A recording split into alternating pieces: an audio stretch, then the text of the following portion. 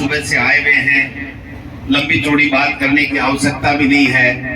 ये कार्यक्रम ही एक ऐसा कार्यक्रम है जिस कार्यक्रम को हम हमेशा हमेशा के लिए यादगार बनाना चाहते हैं। इसलिए हम ऐसी बात भी नहीं करेंगे कि किसी को कोई चुभती लगे, लेकिन एक बात जरूर मैं आप सबसे इस मौके के ऊपर करना चाहता हूं कि जब कुंभाराम आर्य जी जैसे लोगों ने एक लंबा संघर्ष किया, कड़ी मेहनत की, सबको साथ रखा और उसके बाद में किसान के कल्याण के लिए, किसान की उन्नति के लिए, किसान किस प्रकार समर्थ बने, शक्तिशाली बने, वो अपने बेटे बेटियों को कैसे पढ़ाए और कैसे उसको सामाजिक सुरक्षा मिले, मैं समझता हूं इस दिशा में उन्होंने बहुत बड़ा काम हमारे देश और प्रदेश के किसानों के लिए किया। कुंभाराम जी आर्य के कभी भी एक जाति उनके दिल और दिमाग में नहीं थी। उनके दिमाग में था वो गरीब, पीड़ित, शोषित वो किसान, चाहे उसकी 2 बीघा जमीन हो, चाहे उसके 100 बीघा जमीन हो, चाहे 5 बीघा जमीन हो, कि उसको जमीन का अधिकार नहीं मिल रहा। वो काश्त कर रहा है, लेकिन उसकी काश्त का फैसला, उसमें क्या अन्न होगा, कितना होगा और उस मेहनत करने वाले किसान के कितना जाएगा घर पे, उसके बच्चों के पेट में कितना अनाज जाएगा, इसका फैसला दूसरे लोग किया करते थे। उनके मन में तकलीफ थी, छुआछूत का बोलबाला था, शिक्षा नहीं थी, पूरा शोषण होता था, अत्याचार होता था, अन्याय होता था। आज तो हमारे बच्चे भी पढ़ लिए, नौकरियां भी कर रहे हैं, बिजनेस भी कर रहे हैं, लेकिन उस वक्त ये सब चीजें हमारे यहाँ पर नहीं थी। उस वक्त महिला शिक्षा भी नहीं थी। आज तो हमारी बेटियां लंदन में पढ़ रही हैं, यूएस में पढ़ रही हैं, लेकिन उस वक्त नहीं था। इसलिए उनको ज्यादा तकलीफें आई, लेकिन उन्होंने अपनी तकलीफों को ध्यान नहीं दिया। अपनी जो तकलीफ थी उनके ऊपर उन्होंने हमेशा एक बात को प्राथमिकता दी कि मैं या मेरा जो साथी है वो हम इस आने वाली पीढ़ी के लिए, इस किसान कौम के लिए, 36 कौम के लिए क्या करके जा सकते हैं, इस जज्बे के साथ में उन्होंने काम किया। उसका फायदा हमें मिला, लेकिन वो फायदा थोड़ा मिला जितना हम लोगों को, किसानों को मिलना चाहिए था, जो दलित को, पिछड़े को मिलना चाहिए था, जो अल्पसंख्यक को मिलना चाहिए था, वो फायदा नहीं मिला।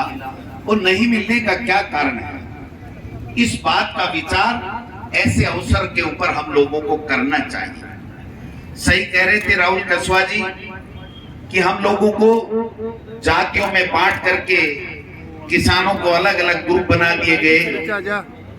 ये जाट है, ये यादव है, ये ब्राह्मण है, ये अनुसूचित जाति का व्यक्ति है, ये राजपूत है। मैं कहता हूं कि राजस्थान का टीनेज एक्ट जो काश्तकारी अधिनियम कुंभाराम जी के निर्देशन में बना, वो 1955 का काश्तकारी का कानून किसी एक जाति के लिए नहीं बना, किसी एक व्यक्ति के लिए नहीं बना, वो 36 कौमों के लिए बना। तो ये समझिए कि उनके दिमाग में 36 कौमों के कल्याण की बात थी, लेकिन समय की करवट बदली, राजनीति इतनी हावी हो गई उन चीजों पे, राजनीति इतनी हावी हो गई कि हम राजनीति में रहने वाले लोगों ने अपने स्वार्थ के लिए किसान को बांटना चालू कर दिया। और जातियों में बांटने के कारण से मैं समझता हूं कि वो चीज आज तक हम हासिल नहीं कर पाए जिसका सपना कुंभाराम जी, दौलत राम जी सारण, परशुराम जी मदेरना या हमारे दूसरे लोगों ने स्वतंत्र आंदोलन के समय लिया था।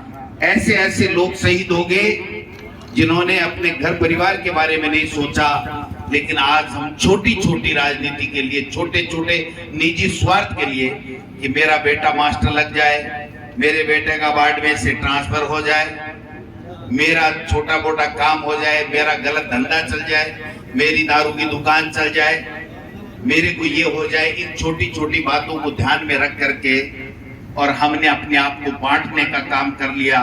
और जब हम अपने आप बांटने लग गए तो हमारा जो सपना था कुमाराम जी आर्य जैसे लोगों का, वो सपना अधूरा रह गया। ये मैं आपसे निवेदन करना चाहता हूँ। मैं एक बात निवेदन करना चाहता हूँ, कोई भी पार्टियां सब आई हैं, बीजेपी को भी आपने देखा है, लोकदल को भी देखा, कांग्रेस को भी देखा, मोदी जी को भी देखा, इंदिरा जी को भी देखा, नरसिम्हा राव जी को भी देखा, अटल जी को भी देखा, अशोक गहलोत जी को भी देखा, वसुंधरा जी को भी देखा, और आज हमारे भजन लाल जी को भी आप देख ही रहे हो।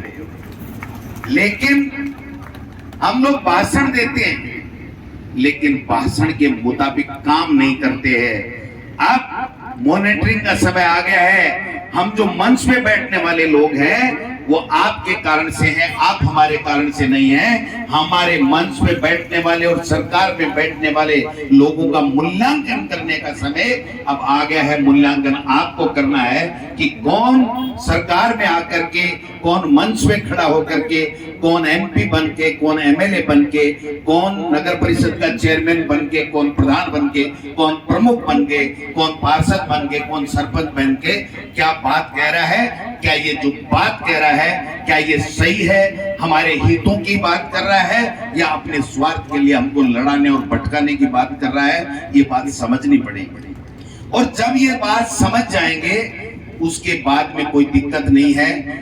मैं मानता हूं कि किसान की प्रगति भी हुई है, किसान में शिक्षा का भाव भी आया है। अगर ये जो साफी और जो फेटा बांधे हुए लोग बैठे हैं, अगर ये समय की नजाकत को नहीं समझते तो हम एलएलबी किए हुए नहीं होते, राहुल कसवा सैनिक स्कूल में पढ़ा हुआ नहीं होता, या यहाँ पर शिक्षा हमारी बेटियां जो बैठी हैं, चाहे वो सुचित्रा आर्य जी हो, चाहे वो गायत्री जी हो, चाहे वो शारदा जी हो, चाहे कोई भी हो, पायल सैनी जी हो।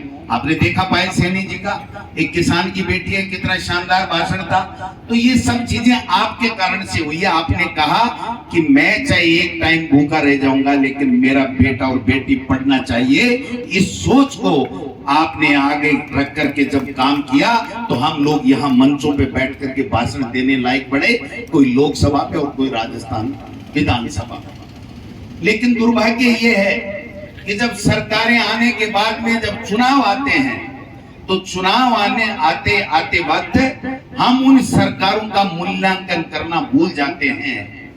5 साल सरपंच काम करता है, 5 साल वो दिन रात अगर मेहनत करता है तो उसकी मेहनत का मूल्यांकन सही नहीं होगा तो ऐसे लोग आ जाएंगे जो भ्रष्टाचार को जन्म देंगे, भ्रष्टाचार को चरम पे पहुंचाएंगे। मैं समझता हूं कि ये सोचना पड़ेगा। लोग आते हैं, चाहे जिस पे एक राजनीति इतनी खराब हो गई है कि चाहे जिस पे आरोप लगा देता है, कोई जिम्मेदारी नहीं बनती है।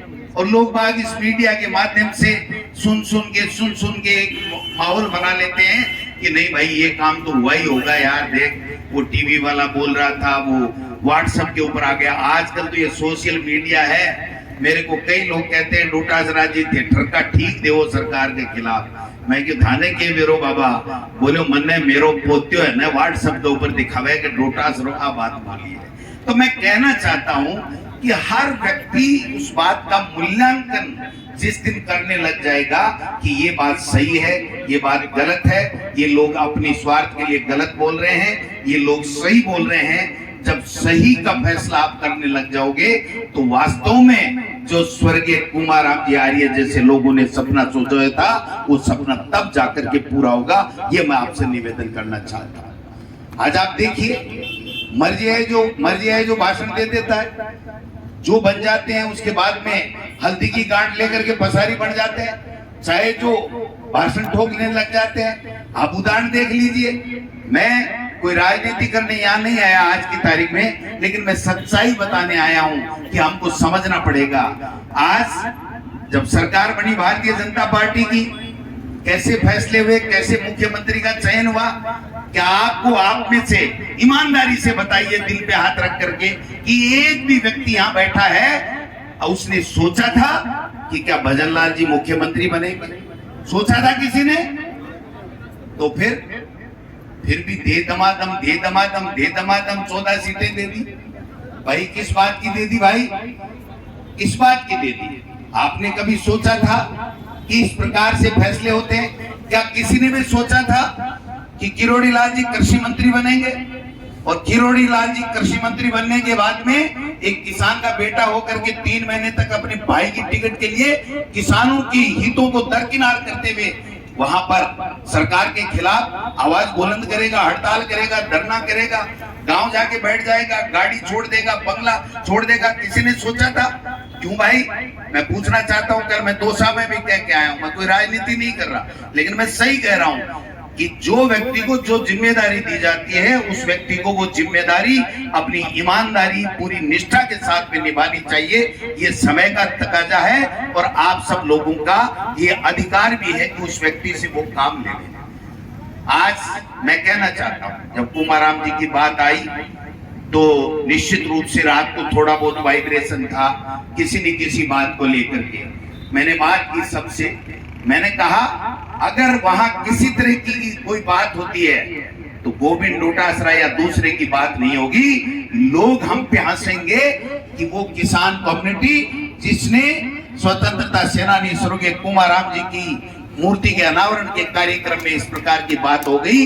मैं धन्यवाद देना चाहता हूं मंच में तमाम लोगों को कि उन्होंने बड़ा दिल रखते हुए कहा कि नहीं, चिंता करने की बात नहीं है। हम 36 कौमों के लोग स्वर्गीय कुमाराम जी आर्य साहब से प्यार करते हैं, उनकी विचारधारा को प्यार करते हैं, उनके जज्बे को सलाम करते हैं। हम उनको सही रूप से पुष्पांजलि अर्पित करेंगे।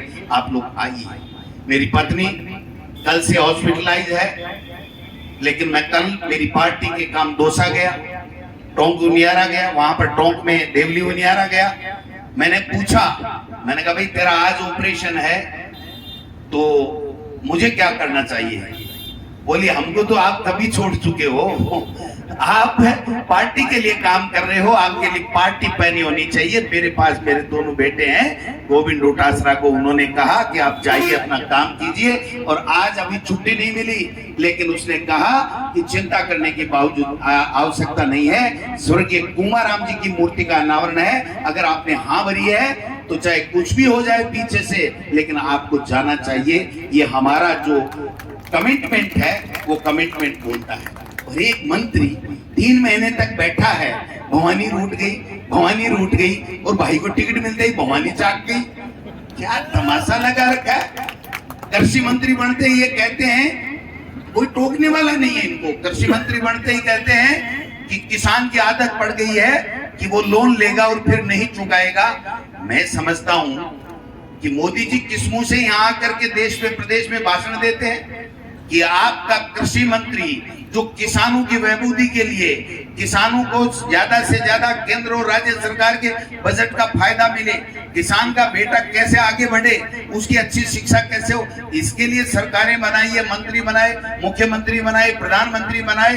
क्या योगदान नहीं है क्या आपका? और वो ये कह रहा है कि किसान की आदत बन गई है। अरे भाई, आदत तो आपकी बन गई है। खुद मंत्री, भतीजा एमएलए और भाई के लिए अनशन लेकर के सरकार के खिलाफ आप बात करने लग गए। सरकार को आपने क्रिटिसाइज करने का काम कर लिया और टिकट मिलते ही भर्त मिलाप करने लग गए। मंच के ऊपर भर्त मिलाप देखा नहीं नॉमिनेशन वाले दिन? तो ये सब चीजें समझनी पड़ेगी। मैं कोई बीजेपी कांग्रेस की बात करने नहीं आया हूं। अगर कोई बीजेपी में भी अच्छा काम करता है, किसान के कल्याण के लिए काम करता है, तो उसको आप आगे बढ़ाइए। हमें किसी तरह की तकलीफ नहीं है। मैं उन व्यक्तियों में से हूं जो किसी की लकीर को मिटा करके अपनी छोटी लकीर को बड़ी दिखाना चाहता है। मैं उन व्यक्तियों में से हूं जो दूसरे की लकीर से बड़ी लकीर लिखने के लिए, बड़ी लकीर खींचने के लिए अब दिन रात मेहनत करता है, सबको साथ लेकर के चलता है। मेरे लक्ष्मणगढ़ के अंदर मुझे 36 कौम के लोग प्यार करते हैं, 36 कौम के लोग वोट देते हैं, वरना मैं डायरेक्टर बना, प्रधान बना और 4 बार मुझे एमएलए बनाया। जब से मैं बना उसके बाद में प्रधान जो मैंने कांग्रेस पार्टी का चाहा तो कांग्रेस पार्टी का बनाया। वो इसलिए बनाते हैं कि मैं सच्ची बात करता हूं, मैं नकली बात नहीं करता, झूठी बात नहीं करता। मंच से भाषण कई नेता देते हैं, हम 36 लोगों की 36 कौम की बात करते हैं। और जब समय आता है, जब उस किसान को 36 कौमे के लोगों को तकलीफ होती है, तो वो 1-2 कौम की बात करके अपनी तीसरी कर लेते हैं, आपसे मुंह मोड़ लेते हैं। ऐसे लोगों से सावधान रहने की आवश्यकता है। अगर हम ये कर लेंगे तभी तो इन मूर्तियों की सार्थकता होगी, तभी तो इनके सपनों को पंख लगेंगे।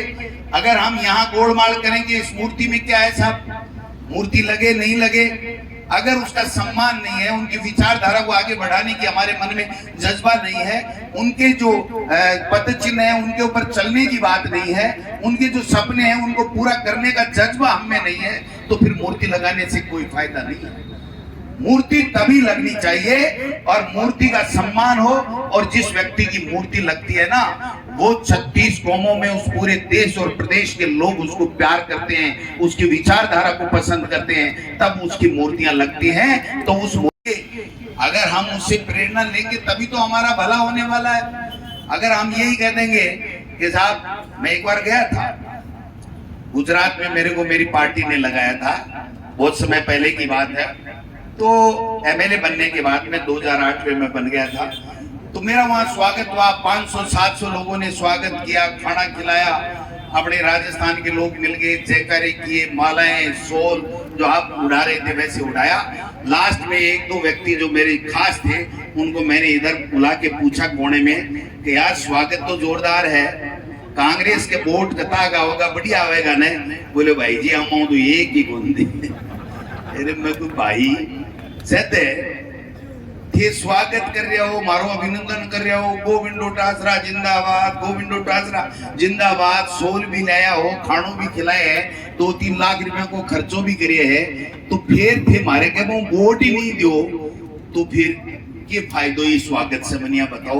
ये माला की तो मेरा शौक को नहीं, खाणू मेरा घर खाऊं, भगवान दे रहा क्यों है, मेरा माँ बाप, मेरा दादा दादी मेहनत कर कर कर आज की जागीरदारी अधिनियम खत्म हो, टेनेंसी एक्ट लागू हुई ना, तो बीघा मायने 365 बीघा जमीन हमारे दादा के भी आएगी, चाहे बात ही चाहे टीपांगी, लेकिन बात जमीन आएगी, तो भी से मेरो काम आराम से चला है, मेरा टावर भी पड़े लगा, तो थे भाई वो स्वागत मेरो क्यों कर रहे हो? बोले भाई जी अगर मैं थाने वोट दे दिया तो शाम का इनकम टैक्स आ जाए।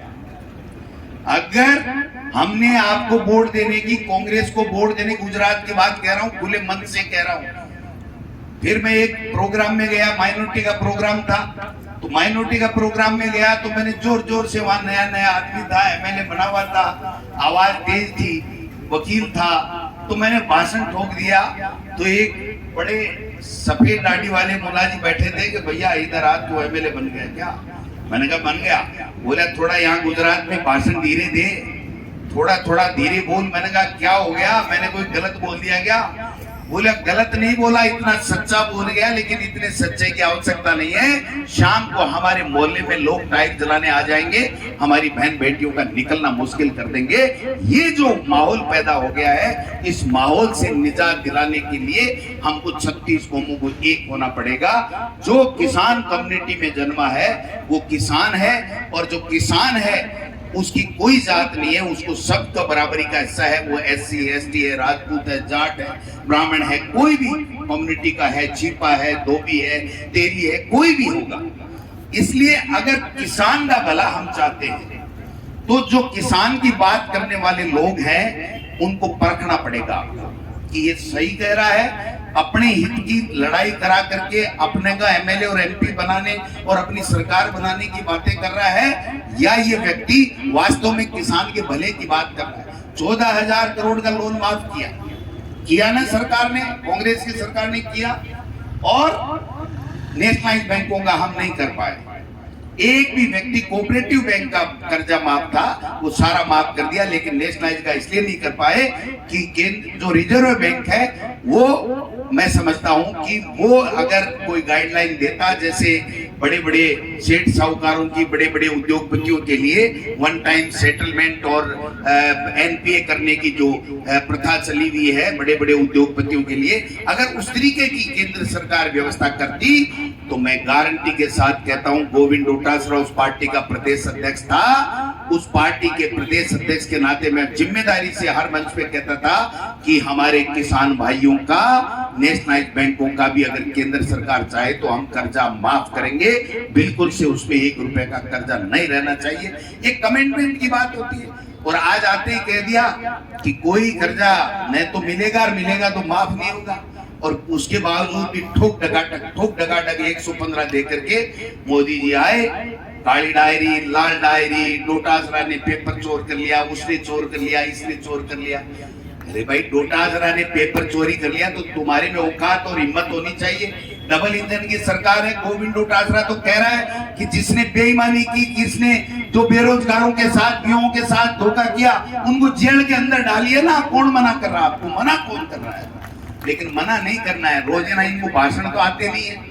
नए नए लोगों को बना दिया, कुछ भी बना दिया। सुबह हेलीकॉप्टर में बैठे भाषण ठोको, भ्रमित करो और शाम को घर आ जाओ। ऐसे नहीं चलेगा। अगर कोई जिम्मेदार व्यक्ति, चाहे वो किसी भी पद पे है, चाहे वो एमएलए है, एमपी है, मंत्री है, मुख्यमंत्री है, प्रधानमंत्री है, चाहे वो चेयरमैन है, अगर वो कोई बात करता है तो उसकी बात की वैल्यू होनी चाहिए। उस बात के ऊपर उसको अपनी नाप तोल के बात करनी चाहिए। ऐसे डगमग अपने वोटों के लिए ये दे रहा है, ये जाति इधर दे देगी, ये जाति इधर दे देगी, और ये कर करके भारतीय जनता पार्टी की जो षड्यंत्रकारी नीतियां हैं वो चल गई। और हरियाणा के अंदर आपने देखा होगा कि किस प्रकार से सबको एक दूसरे को बांट दिया। तुम इधर जाओ, तुम इधर जाओ, तुम इधर जाओ, तुम इधर जाओ, और फिर बाकी मेरे पीछे रह जाओ। फिर वही बीजेपी। जब 5 साल तक हम कहते रहे कि हरियाणा में किसान और 36 कौम के साथ में अन्याय हो रहा है, तो जब हरियाणा का नंबर आया चुनाव का, और जब ये तय हुआ कि कांग्रेस की सरकार किसान के लिए काम करेगी, तो उस कांग्रेस की सरकार की बारी आई तो वो बारी डगमगा गई भाई साहब। राजस्थान में क्या हुआ साहब? हर व्यक्ति कह रहा था महंगाई रात के तुम्हारा अच्छा है, किसान को कर्जा आपने माफ किया, स्कूलें खोली, अंग्रेजी मीडियम की स्कूलें आपने खोली, पेंशन दी कि नहीं दी बाबा? बुजुर्ग को पेंशन दी कि नहीं दी कांग्रेस की सरकार ने? खेत के अंदर रास्ता नहीं होने के कारण से किसान लड़ाई झगड़े करता था, भाई से भाई लड़ता था। किसान को अधिकार दिया, कानून बनाया। 2008 से 13 के अंदर कानून बनाया, 2011 में।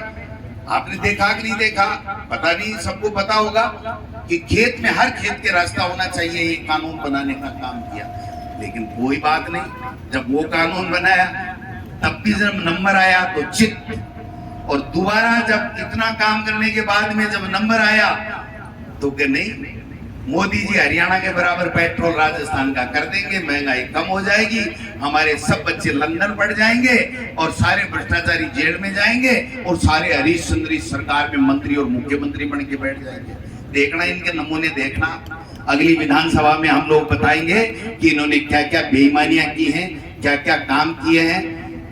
इसलिए ये चीज समझने की आवश्यकता है। मैं कोई कांग्रेस बीजेपी की बात नहीं कर रहा। अगर मुझे भी आपको अधिकार देता हूं कि आप फोन करिए कि गोविंद डोटासरा जी आप उस मंच पे ये भाषण दे रहे थे, आज आपने ये गलत बात की है। मैं समझता हूं कि मैं अगर मंथन नहीं करूंगा, मनन नहीं करूंगा और उस पर विचार नहीं करूंगा तो मैं आपका सही जनप्रतिनिधि नहीं हो सकता हूं। क्योंकि आपके अंदर वो जज्बात, फील्ड में रहते हो, लोग क्या सोचते हैं, गांव के लोग क्या सोचते हैं, बच्चों के भविष्य के बारे में आपसे बेहतर कोई नहीं जानता। हम चाहे कितने ही पढ़ के लाट साहब बन गए, लेकिन ये जो फेंटा लेकर के जो बुजुर्ग बाबा बैठे हैं ना, इनसे ज्यादा कोई नहीं जानता। अगर ये नहीं जानते कि पढ़ने का क्या फायदा है तो हम जैसे लोग पढ़ करके आगे नहीं बढ़ते। ये मैं आपको निवेदन करना चाहता हूं। इसलिए ये जो अच्छे लोग, महापुरुष जो 36 कौम को साथ लेकर के किसान के कल्याण के लिए कुछ करके गए हैं, उनकी मूर्तियां लगने के बाद में हम हमेशा उसके ऊपर मनन करें। अवसर आए, पुण्यतिथि का आए, जन्म तिथि का आए, चाहे हमारे घर पे ब्याह शादी हो, कोई कार्यक्रम हो, इन लोगों ने जो अच्छे काम किए उसकी चर्चा कीजिए। और चर्चा करने के बाद में हमारे समाज में ऐसे लोगों को तैयार कीजिए, ऐसे लोगों को आगे बढ़ाइए जो सबको साथ लेकर के चलने की बात करते हैं, जो किसान के भले की बात करते हैं, हमारे आने वाली पीढ़ी, हमारे बच्चों की अच्छी शिक्षा की बात करते हैं, अच्छे संस्कार की बात करते हैं, गरीब के कल्याण की बात करते हैं, गरीब को और ऊपर उठाने की बात करते हैं, दलित पिछड़ों से भेदभाव नहीं करने की जो बात करते हैं, ऐसे लोगों को आगे बढ़ाने की आवश्यकता है। लेकिन होता क्या है भाई साहब, जब डमडमी बजती है ना तो डमडमी के अंदर सारी बातें भूल जाते हैं। 15-20 दिन मैं वकील था, तो जब कोई अधिकारी ठीक काम नहीं करता था, कोई गड़बड़ कर देता था, तो हम लोग क्या करते, हमारे बार एसोसिएशन सीकर की हम मीटिंग बुलाते, और मीटिंग बुला करके कहते साहब अमुक अफसर भ्रष्टाचार कर रहा है, इसका इरादा ठीक नहीं है, ये फैसले पैसे लेके करता है, ये भेदभाव करता है, इसका बहिष्कार कराया जाए। तब तक बहिष्कार किया जाए जब तक इसका ट्रांसफर नहीं हो जाता तब तक बहिष्कार किया जाए। ये मैं मेरे जीवन की बात बता रहा हूं। मैंने 18 साल वकालत की है सीकर कोर्ट में। तो सब ताली बजाते थे, 100 200 300 जो भी वकील होते थे वो ताली बजाते और उस अधिकारी का हम लोग बहिष्कार कर देते। मैंने 2 महीने हम लड़ते और मैंने 2 महीने बाद में सरकार आखिर में वकीलों के सामने आपको पता ही है जुगती है, उस अधिकारी का ट्रांसफर कर देते। लेकिन वो जो हमने जिस दिन उसका बहिष्कार किया उसके 2 दिन बाद में हम वकीलों में से ही 5 आदमी आके कहते यार मेरे एक नया केस आया हुआ है, ये तुमने क्या गोविंद डोटासरा लफड़ा कर दिया, क्या है यहाँ पर बहिष्कार कर दिया, पता नहीं सरकार कब ट्रांसफर करेगी, मेरे को स्टे नहीं मिलेगा तो मेरे को फीस नहीं मिलेगी। और 2 दिन 4 दिन 5 दिन बाद में ऐसा माहौल बनता और ऐसा महसूस कराया जाता कि हमने पता नहीं कितनी गलती कर ली कि आज के बाद में कभी किसी का बहिष्कार नहीं करेंगे, क्योंकि वकील के तो रोजाना कोई आएगा, उसको फीस देगा, मेहनताना देगा, तभी तो उसके पीपे में आटा आएगा। तो ये हो जाता। लेकिन महीना 1.5 महीना हम क्रिटिसाइज होता सरकार में भी यही है कि जब चुनाव आते हैं तो जोश जोश में जाति धर्म संप्रदाय पता नहीं क्या क्या बातें आ जाती हैं, क्षेत्रवाद आ जाता है, इलाकेवाद आ जाता है, और कोई स्वार्थ आ जाता है, हम फैसला कर देते हैं और महीने 20 दिन बाद में हम कहते हैं कि इससे तो 1000 गुना पहले वाली सरकार अच्छी थी, हमने क्या बना दिया क्या नहीं बना दिया। इसलिए मैं निवेदन करना चाहता हूं कि समय के ऊपर अगर हम लोग सोचेंगे, समय के ऊपर सोच करके अगर हम फैसला करेंगे तो निश्चित रूप से किसानों का भला होगा, हम सबका भला होगा। इसलिए अच्छे लोगों को आगे बढ़ाइए, जो सच्ची बात करते हैं, दिल से बात करते हैं। धोते भाषण देने वालों से सावधान रहने की आवश्यकता है, धोते भाषण देने वालों से सावधान रहने की आवश्यकता है। जो आपके हित की बात करे, आपके दिल की बात करे, उन लोगों को आप आगे बढ़ाने का काम करें। और सच्ची श्रद्धांजलि, सच्ची पुष्पांजलि तभी होगी जब हम सब मिलकर के उन्होंने जो समाज के लिए कर दिया है उसको और ज्यादा मजबूत करने का काम करें। आपस में बंटे नहीं, आपस में लड़े नहीं। आप देखिए कि बीजेपी किस प्रकार से प्रचार करती है, किस प्रकार से गोलवीकरण करती है। आज का भास्कर पढ़ा होगा आपने, पढ़ा कि नहीं पढ़ा? पढ़ा ना, क्या क्या बांट रहे हैं कि गोधरा में क्या हुआ क्या नहीं हुआ, किस प्रकार से वहां पर जो कत्लेआम हुआ उसकी किताब पढ़ा रहे। भाई इससे क्या फायदा होगा आप बताओ मुझे, किसी को फायदा है उस बातों से? तो मैं समझता हूं कि ये सब बांटने की बातें हैं कि यहाँ हिंदू मुस्लिम कर दो, जिससे हमारी बातों पे कोई ध्यान नहीं दे। इसलिए मैं आपसे इतना ही निवेदन करना चाहता हूँ कि आप सब लोगों को धन्यवाद, आयोजक मंडल को बहुत बहुत धन्यवाद, खेती के समय में आप आए उनको भी धन्यवाद। हम सब मिलकर के सबको साथ लेके चले, 36 कौमों को साथ लेके चलेंगे तो हमारा कल्याण होगा। धन्यवाद। जय हिंद, जय भारत।